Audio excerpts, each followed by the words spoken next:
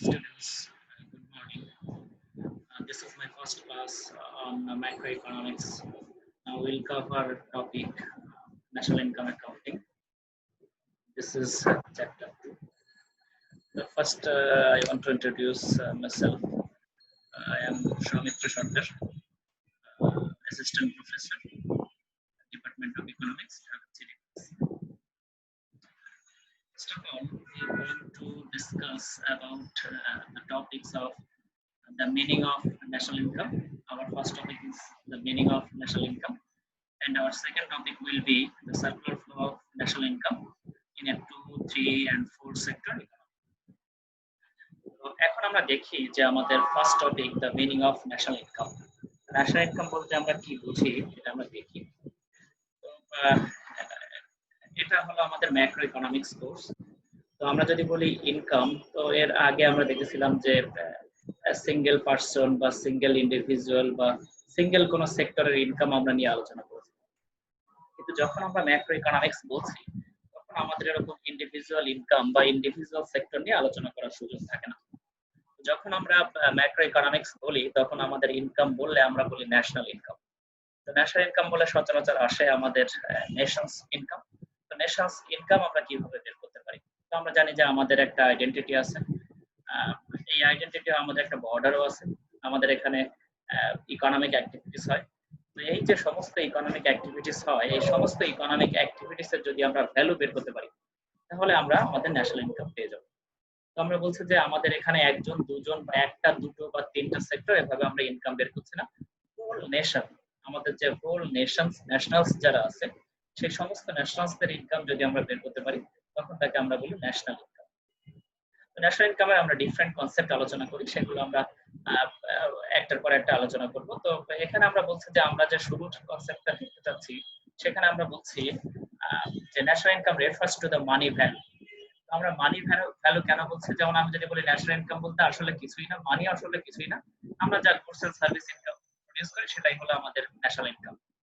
তো সেটা আবার কেমন? যেমন আমি যদি বলি আমি আসলে যা ইনকাম করি সেটা আমার সার্ভিস, অর্থাৎ আমি যে সার্ভিসটা দেই রিয়েল সেন্সে আমার সার্ভিস, কিন্তু আমি ইন রিটার্ন মানিটা রিসিভ করি, কারণ আমার সার্ভিস দিয়ে আমি অন্য কোনো কিছু এখন কিনতে পারি না। যেমন একটা সময় আমরা বার্টার সিস্টেম দেখতাম, কারণ আমি ধরলাম ফুলকপি উৎপাদন করেছে আর একজন আলু উৎপাদন করেছে, আমি ফুলকপি যে বিক্রি করে তার কাছে আলু নিলাম, আবার সে আমার কাছে আলু দিয়ে ফুলকপি নিয়েছে। তো একটা সময় এরকম একটা দ্রব্যের বিনিময় আর একটা দ্রব্য বিনিময় হতো, কিন্তু সেই সিস্টেমটা দেখেছি সেখানে অনেক জটিলতা আমাদের তৈরি হয়। ফলে আমরা বলেছি কি যে আমাদের এই যে বিনিময় যে হবে এর বিনিময়ের মাধ্যম হবে মানি। তো এখন আমরা বলছি এই যে আমাদের এখন বর্তমান যুগে গুডস এন্ড সার্ভিস প্রডিউস হচ্ছে, এই প্রোডাকশনের যত ভ্যালু সেটা আমরা মেজার করি মানি। তো money is nothing but goods and services.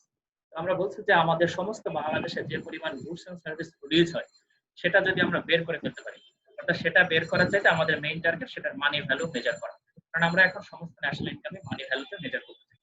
তো এই যে পরিমাণ গুডস এন্ড সার্ভিস আমাদের ইকোনমিতে প্রডিউস হচ্ছে, যদি সেটা ওভারঅল মানি ভ্যালুটা আমরা ক্যালকুলেট করতে পারি তখন তাকে আমরা বলি ন্যাশনাল ইনকাম। এখন আমরা বলছি যে এই ন্যাশনাল ইনকাম যে আমরা ক্যালকুলেট করি এখানে কোন গুডস সার্ভিসের ভ্যালু আমরা নিব।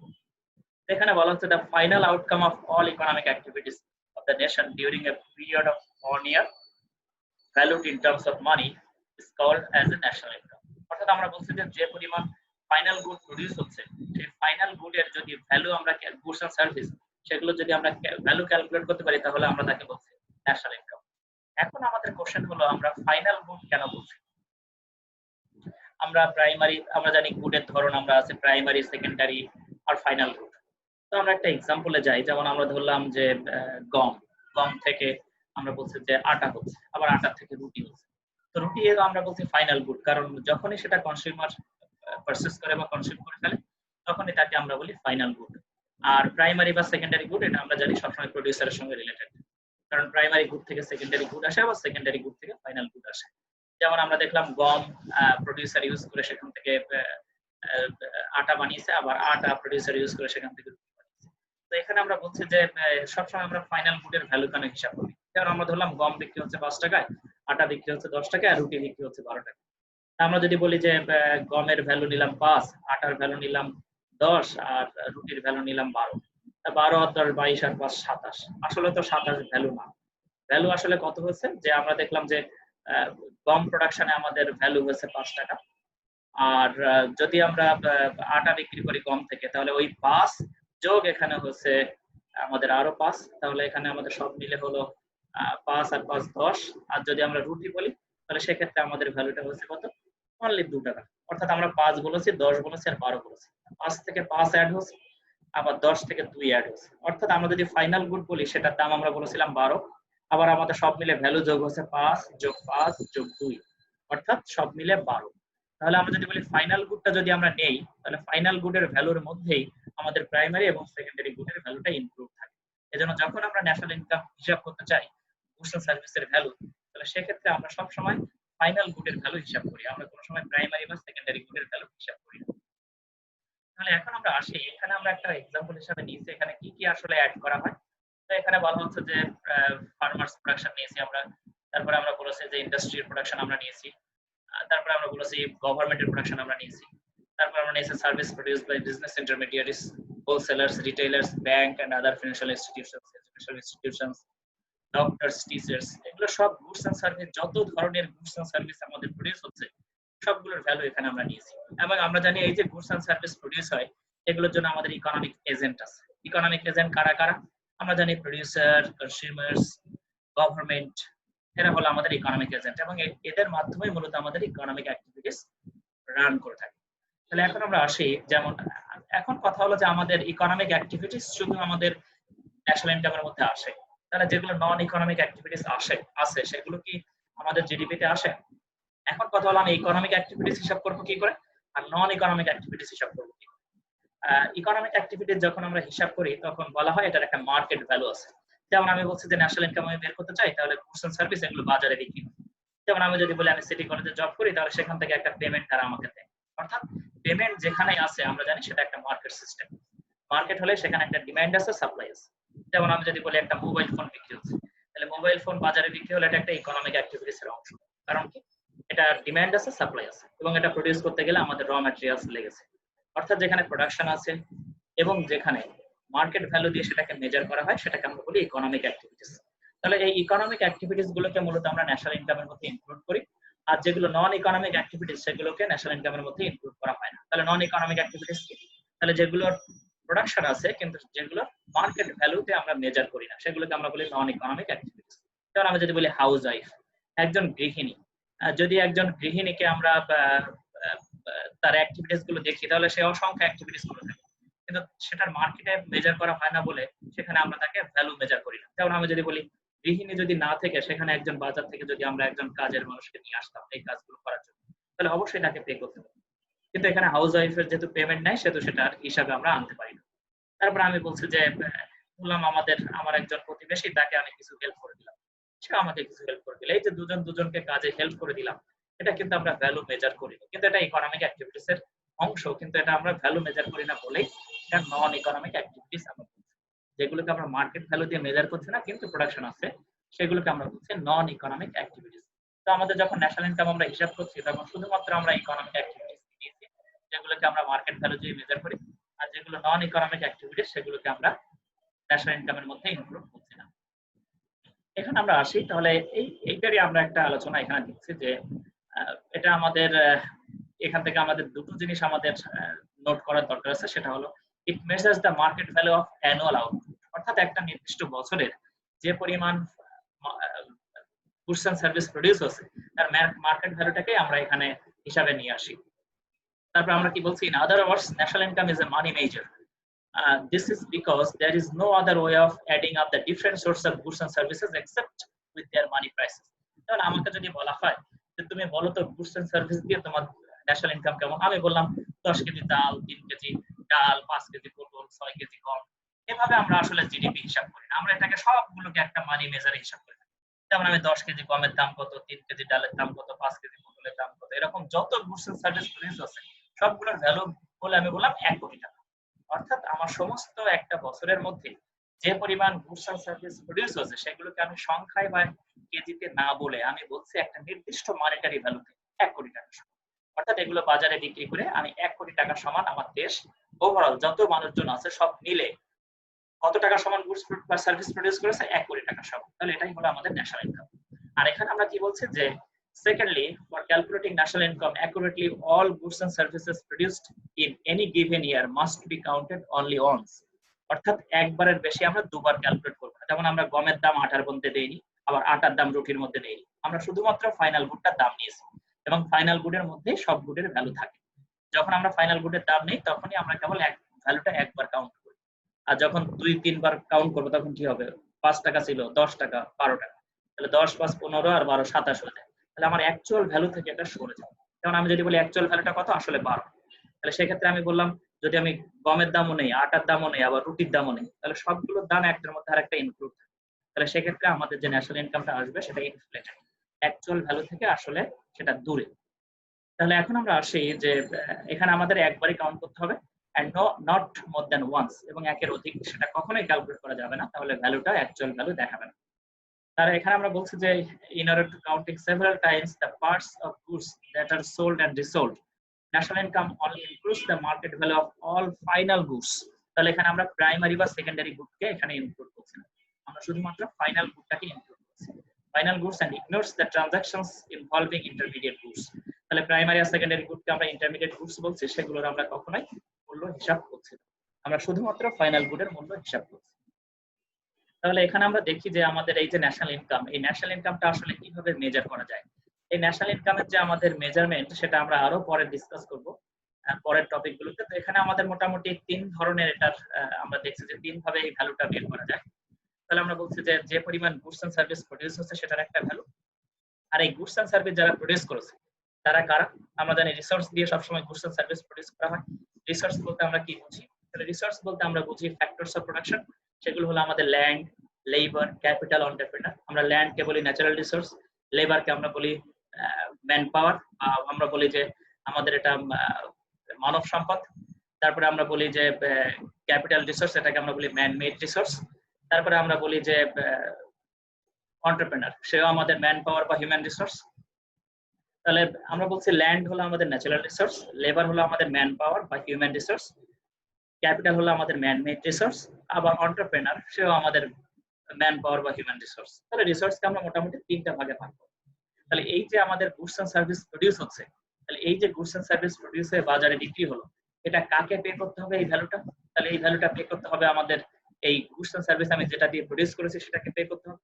তাহলে সেই পেমেন্ট মূলত কার কাছে যায়? আমরা জানি যে ল্যান্ড, লেবার, ক্যাপিটাল, এন্টারপ্রেনার এগুলো মূলত ফ্যামিলি থেকে যায়। তাহলে এই যে গুডস এন্ড সার্ভিস আমি বিক্রি করেছি এগুলো মূলত ফ্যামিলি পাবে, কারণ ফ্যামিলি কাজ করেই এই গুডস এন্ড সার্ভিস প্রোডিউস করেছে। আর এরপরে আমরা দেখছি কি এই যে ভ্যালু অফ প্রোডাকশন, এই ভ্যালু অফ প্রোডাকশনটা কোত্থেকে আসলো, অর্থাৎ গুডস এন্ড সার্ভিসের জন্য যে ইনকাম সেটা কোত্থেকে আসলো, অর্থাৎ প্রোডিউসাররা যে ইনকাম করেছে সেটা কোত্থেকে পেয়েছে।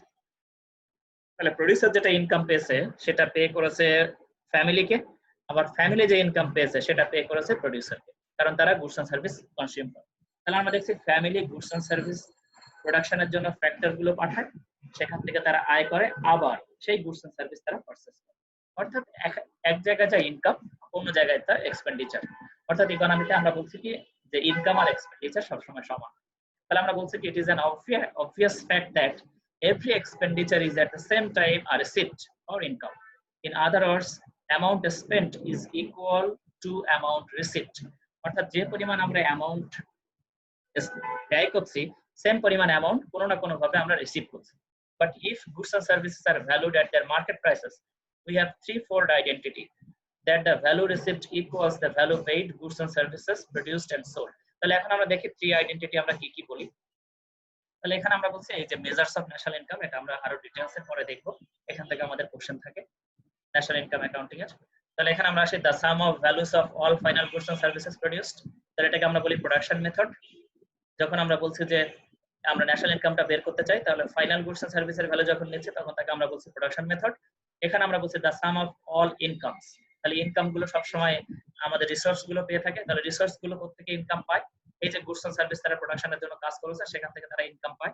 তাহলে আমাদের রিসোর্স গুলো কি আছে? Land, labour, capital, entrepreneur.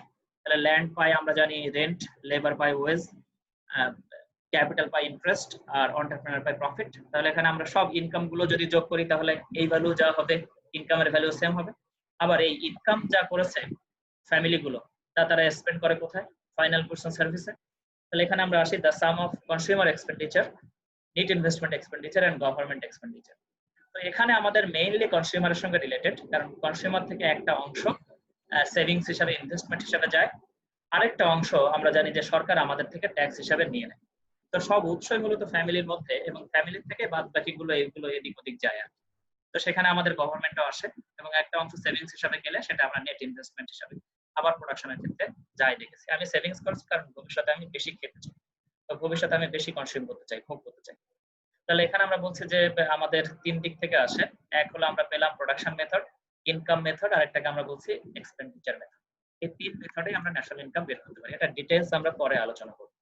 Next আমরা আসি, এই যে আমাদের ইনকাম বা এক্সপেন্ডিচার, এই ফ্লোটা কিভাবে যায় ফার্ম থেকে ফ্যামিলি, ফ্যামিলি থেকে ফার্ম, বা বিভিন্ন ইকোনমিক এজেন্টের মধ্যে এটা কিভাবে আসে, একজন যা ইনকাম করে আরেকজনের কিভাবে এক্সপেন্ডিচার, আবার একজনের যা এক্সপেন্ডিচার তা কিভাবে আরেকজনের রিসিভ, সেটা আমরা একটু দেখি। তো এই কনসেপ্ট দেখতে যে আমাদের first topic circular flow of national income, অর্থাৎ ন্যাশনাল ইনকাম ডিফারেন্ট সেক্টরে যে সমান হবে সেটা আসলে কোন সেক্টর থেকে কোন সেক্টরে যায়। তো আমরা একটা সিম্পল ইকোনমি চিন্তা করছি যেখানে কেউ নেই, শুধু প্রোডিউসার আছে আর কনজিউমার আছে। তো যদি শুধু প্রোডিউসার আর কনজিউমার থেকে থাকে তাহলে সেক্ষেত্রে আমরা সার্কুলার ফ্লোটা কেমন দেখি। তো এখানে আমরা বলছি যে হাউস হোল্ড আমাদের জানি যে রিসোর্স গুলো সাপ্লাই দেয়, কারণ হাউস হোল্ডই রিসোর্সের মালিক থাকে। তাহলে হাউস হোল্ডের মধ্যে আমরা থাকছে কি, পরিবার বর্গের কাছে আমাদের থাকে ল্যান্ড, লেবার, ক্যাপিটাল, এন্টারপ্রেনার। এগুলো সে কাকে দেয়? এগুলো ফার্মকে দেয়, এবং ফার্ম এখান থেকে কি করে? প্রডিউস করে। তো আমরা যদি শুধু একটা সিম্পল ইকোনমি নেই যেখানে কোনো গভর্নমেন্ট নিচ্ছে না, কোনো আদার বাইরের সঙ্গে আমার রিলেশনশিপ নিচ্ছে না, অন্য দেশের সঙ্গে কাউকে নিচ্ছে না, আমি শুধু নিচ্ছি ফার্মার হাউস, একজন প্রডিউস করছে আর একজন কনজিউম করছে, তাহলে সেক্ষেত্রে আমাদের সার্কুলার ফ্লোটা কেমন হয় আমরা ফ্লোতে একটু ব্যাখ্যা করি। এটার মধ্যে ডিটেইলস ব্যাখ্যা আছে, আমরা ফ্লোতে যে একটু ব্যাখ্যা করে আসি। তাহলে এখানে আমরা আসি, এখানে আমরা বলছি এই হলো আমাদের হাউস হোল্ড, এটাকে আমরা বলছি পরিবার, আর এটা হলো আমাদের বিজনেস ফার্মস। তাহলে হাউস হোল্ড হলো আমাদের কনসাম্পশন ইউনিট, আর বিজনেস ফার্মস হলো আমাদের প্রোডাকশন ইউনিটস। তাহলে এরা প্রডিউস করছে আর এরা কনজিউম করছে ইকোনমি। তাহলে এই দুটো পার্টি আমরা নিলাম, কারণ আমাদের যত অ্যাক্টিভিটিস থাক না কেন দুটোই আমাদের প্রোডাকশন আর কনসাম্পশনের সঙ্গে রিলেটেড। তাহলে এখন আমরা আসি যে এই যে হাউস হোল্ড, তাহলে এই হাউস হোল্ড থেকে ফার্মের কাছে নিঃসন্দেহে কোনো একটা ইউনিট যাবে যাতে ফার্মের অ্যাক্টিভিটিস শুরু হবে। তাহলে এখন ইকোনমিক অ্যাক্টিভিটিস কার কার মধ্যে হচ্ছে? একটাকে আমরা বলছি হাউস হোল্ড আর একটাকে আমরা বলছি ফার্মস। তাহলে এদের মধ্যে ইকোনমিক অ্যাক্টিভিটিস কিভাবে হবে? তাহলে আমরা বলছি হাউস হোল্ড এ যদি বেঁচে থাকতে চায়, তাহলে বেঁচে থাকতে চায় বা জীবন ধারণ করতে চায়, বা সে আরেকটু সে যেভাবে জীবনযাপন করুক না কেন সবকিছুর সঙ্গে সে জীবনযাপন করার জন্য যা যা লাগে তার সবকিছু তার কাছে আছে। তাহলে আমরা বলছি সবকিছু কি কি? Land, labour, capital, entrepreneur. তাহলে যদি এখান থেকে তার কাছে থেকে থাকে, তাহলে এগুলো যদি বসে থাকে তাহলে সে জীবনযাপন করতে পারবে না, বা সে জীবন ধারণ করতে পারবে না, সে মারা যাবে। তাহলে এখন আমরা বলছি যে হাউস হোল্ডের কাছে অবশ্যই ল্যান্ড, লেবার, ক্যাপিটাল, এন্টারপ্রেনার আছে। এখন এগুলো যদি বসে থাকে তাহলে কাজ করছে না, তাহলে এগুলো কাজ করার জন্য একে কার কাছে যেতে হচ্ছে? বিজনেস ফার্মের কাছে।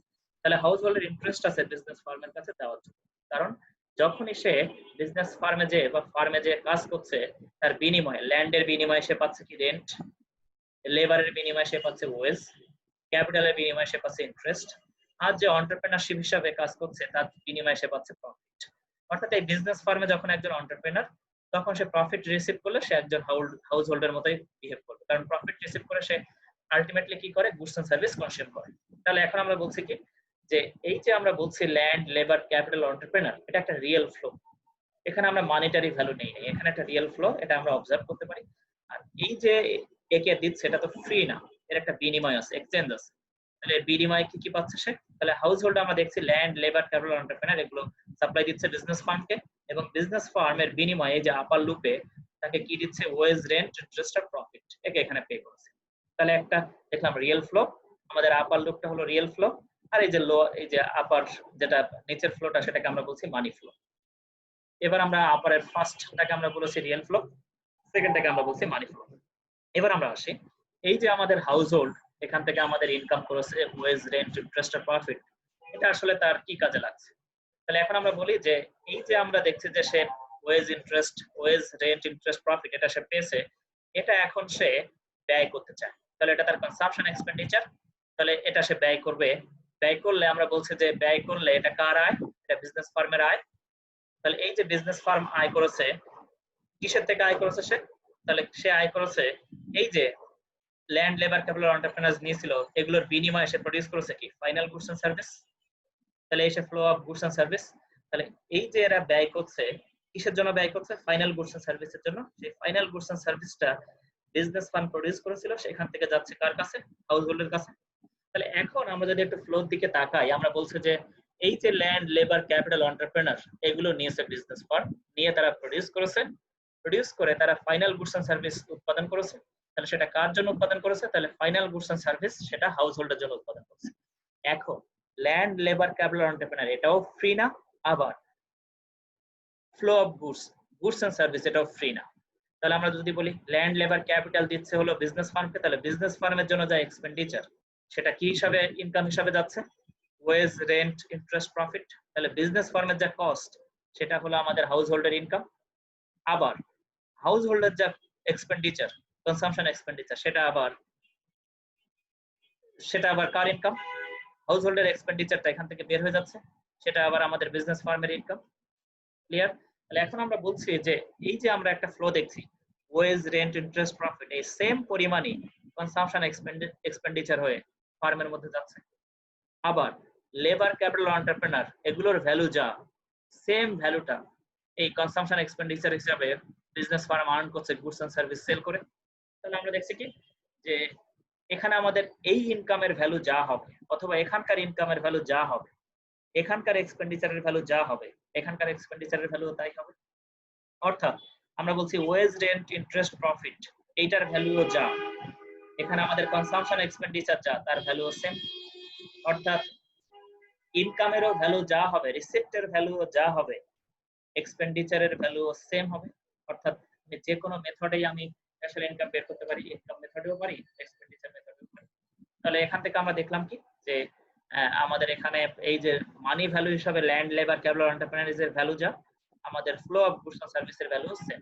অর্থাৎ এক পক্ষ যা ইনকাম করছে, আরেক পক্ষ তা ব্যয় করছে, আবার আরেক পক্ষ যা ব্যয় করছে, আরেক পক্ষ তার ইনকাম করছে।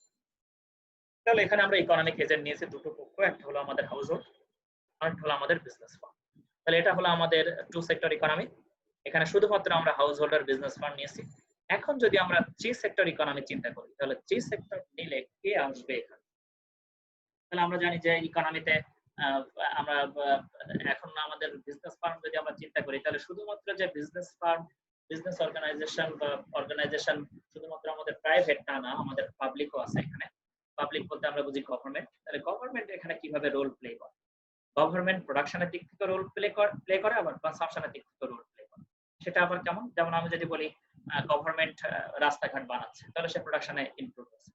আবার আমি যদি বলি গভর্নমেন্টের নানা রকম অ্যাক্টিভিটিস আছে, তার জন্য নানা রকম গভর্নমেন্ট অফিসিয়ালস আছে, সরকারের নানা রকম কর্মচারী আছে, তাদেরকে তার বেতন দিতে হয়।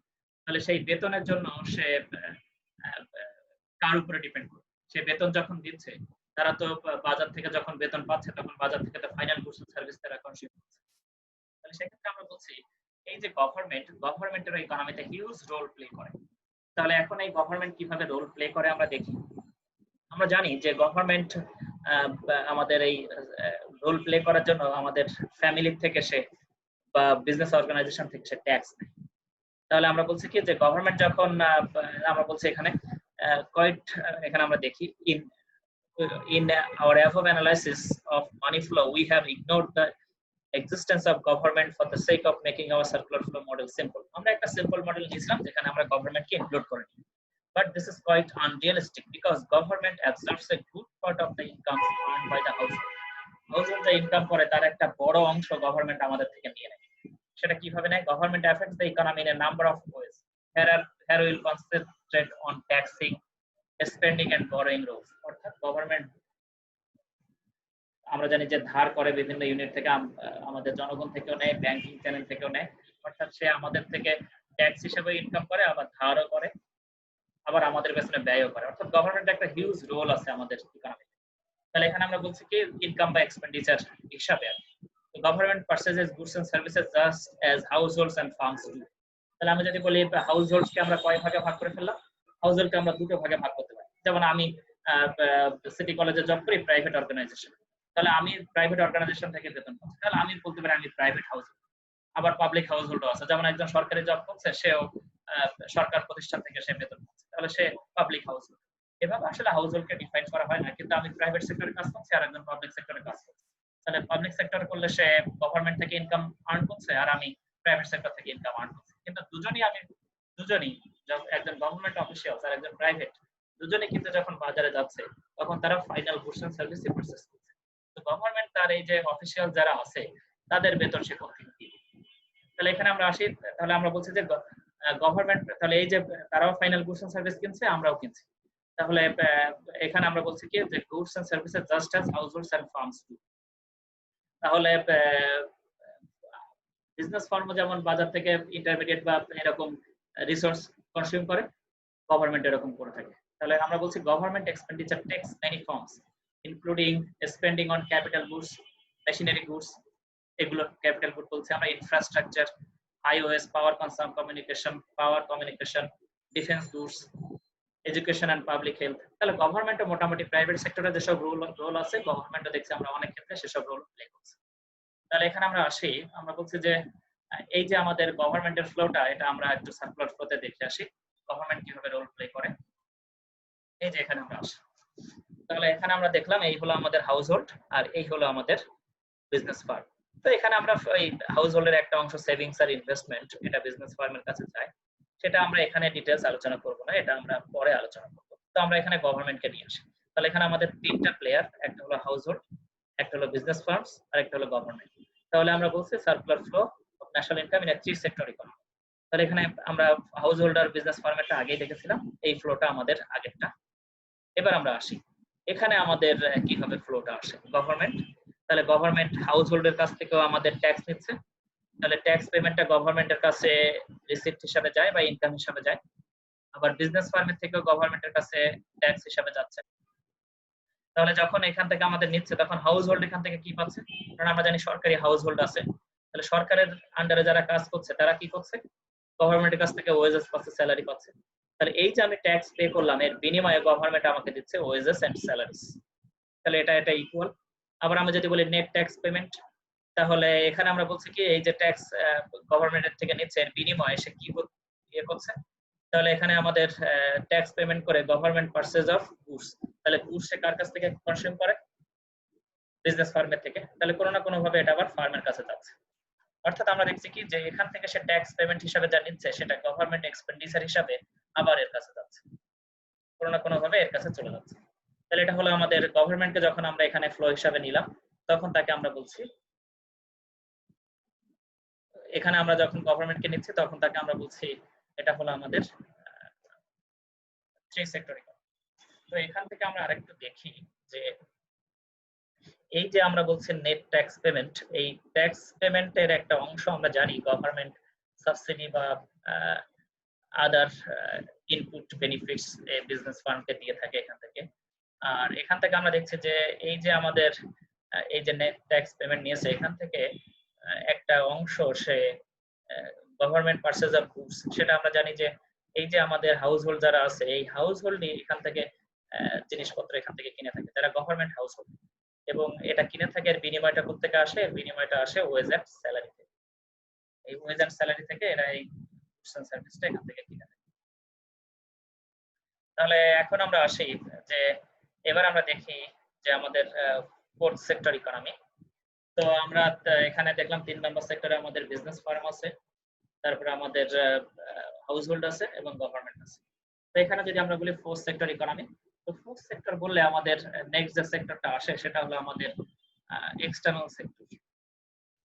তো এক্সটার্নাল সেক্টরকে আমরা বলি বাইরের দেশের সঙ্গে আমার সম্পর্ক, যেটাকে আমরা বলছি এক্সপোর্ট বা ইম্পোর্ট।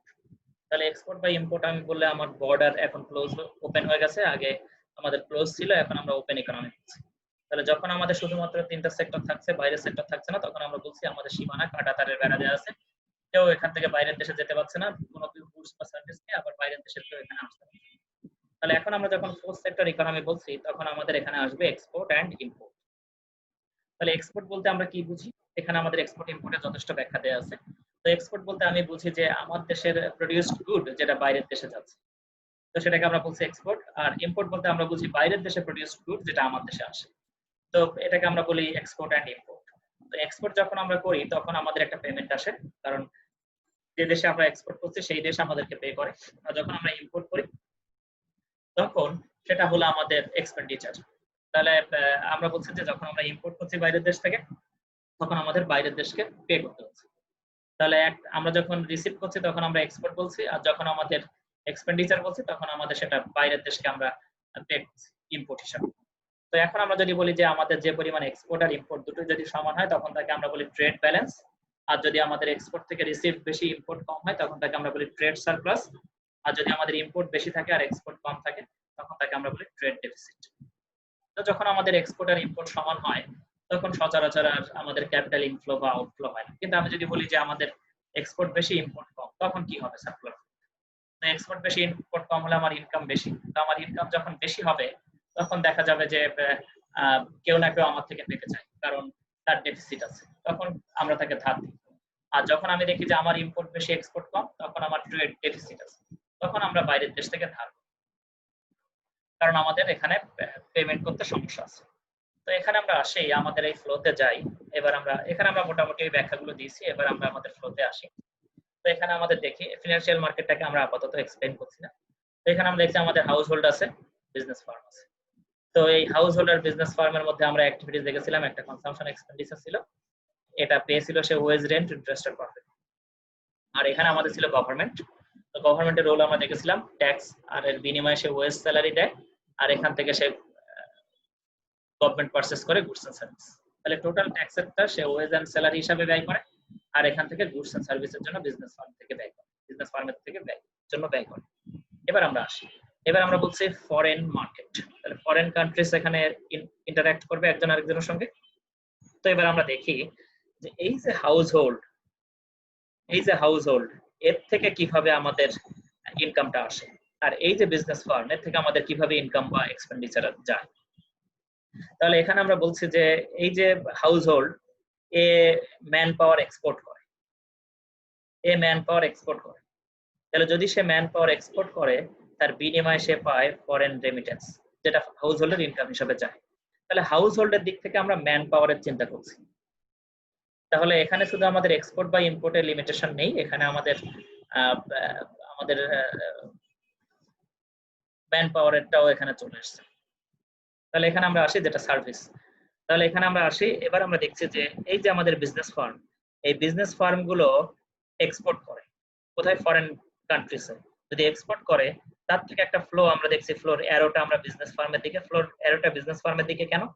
কারণ এই যে বিজনেস ফার্ম গুলো ফরেন কান্ট্রিজের দিকে তার গুডস এন্ড সার্ভিস এক্সপোর্ট করে, তার বিনিময়ে সে একটা রিসিপ্ট পায়।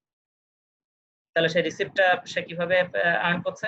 তাহলে রিসিপ্টটা আর্ন করছে এদের কাছে, সে তার গুডস এন্ড সার্ভিস বিক্রি করেছে ফরেন কান্ট্রি, বিক্রি করলে ফরেন কান্ট্রি বিজনেস ফার্মকে পে করেছে, এই যে এখানে পে করেছে, এখানে পে করছে। আর এখানে আমরা দেখছি যে এই যে বিজনেস ফার্ম এটা আবার ইম্পোর্ট করেছে, কার জন্য ইম্পোর্ট করেছে? এই যে আমাদের হাউস হোল্ডের জন্য সে আবার ইম্পোর্ট করেছে। তাহলে যদি বা সে নিজের জন্য ইম্পোর্ট করেছে, সে র ম্যাটেরিয়ালস ইম্পোর্ট করতে পারে, এবং র ম্যাটেরিয়ালস ইম্পোর্ট করলে সেটা আবার সে যে গুডস এন্ড সার্ভিস প্রোডিউস করে সেটা আবার হাউস হোল্ডের কাছে যায়। তাহলে এখানে আমরা বলছি যে সে ইম্পোর্টের জন্য সে পেমেন্ট আছে তার। তাহলে এখন আমরা যদি বলি বিজনেস ফার্ম যদি বাইরের দেশ থেকে ইম্পোর্ট করে তাহলে তার জন্য তার পে করতে হবে ফরেন কান্ট্রিজ গুলোতে। তাহলে এখানে র ম্যাটেরিয়ালস ইম্পোর্ট করতে পারে, আবার ফাইনাল গুডস এন্ড সার্ভিসও সে ইম্পোর্ট করতে পারে। তাহলে সেই ইম্পোর্টের জন্য তাকে কি করতে হবে? পে করতে হবে। পেমেন্টটা আমরা বলছি বিজনেস ফার্ম থেকে ফরেন কান্ট্রিজ এর মধ্যে চলে যায়, আর রিসিপ্টটা আমরা বলছি বিজনেস ফার্ম হয়ে এটা হাউস হোল্ডের কাছেও যেতে পারে। তাহলে আমরা বলছি যে রিসিপ্টটা আমাদের এখানে আসলো আর বিনিময়ে পেমেন্টটা এখানে চলে গেল। আর যদি আমরা বলি যে এখানে আমাদের রিসিপ্টটা এক্সপোর্ট থেকে কম, ইম্পোর্ট থেকে বেশি, তাহলে ইম্পোর্ট আমাদের বেশি, এক্সপোর্ট কম, তাহলে সেক্ষেত্রে আমাদের বাইরের দেশ থেকে ধার করতে হবে এই ইম্পোর্ট ডিমান্ড মিট আপ করার জন্য। আর যদি আমাদের এক্সপোর্ট বেশি হয়, ইম্পোর্ট কম হয়, তাহলে যে দেশের ইম্পোর্ট বেশি সেই দেশ আমার কাছ থেকে এখান থেকে কারেন্সি ডিমান্ড করবে। তাহলে সেক্ষেত্রে আমাদের হবে ক্যাপিটাল আউটফ্লো। আর যখন আমাদের এখান থেকে ইম্পোর্ট বেশি হবে তখন দেখা যাবে আমার দেশে ক্যাপিটালের ইনফ্লো হবে, কারণ তখন আমাকে বাইরের দেশ থেকে ধার করতে হবে। তাহলে এটাই মোটামুটি আমরা আলোচনা করলাম, এখানে মোটামুটি সবকিছু আমাদের দেয়া আছে এর লেখার মধ্যে। তো আজকের এই পর্যন্ত, থ্যাংক ইউ।